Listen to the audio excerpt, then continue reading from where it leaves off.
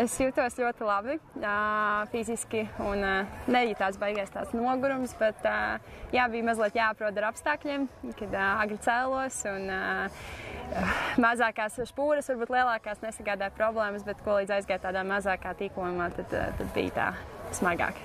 Nē, viss bija kārtībā, šodien jutos pietiekami labi, trešā diena, bet katru dienu labāks laiks, vairāk saulītes, tad, protams, arī noskaņojums labāks.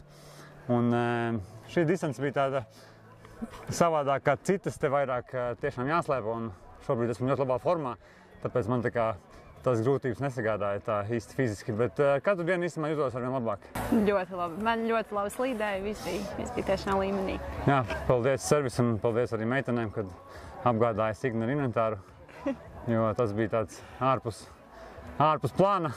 Signa pieteikta stafetē, tā kā viss bija ideāli. Un arī šodien laiks nemainījās, slēpju servis augstā līmenī. Nekādu lielu problēmu mums nesagādāja. Jā, paldies par startu. Rezultātu vēl pagaidām nezinām, bet domāju, ka kaut kāds top 10 ir jābūt. Jā, paldies.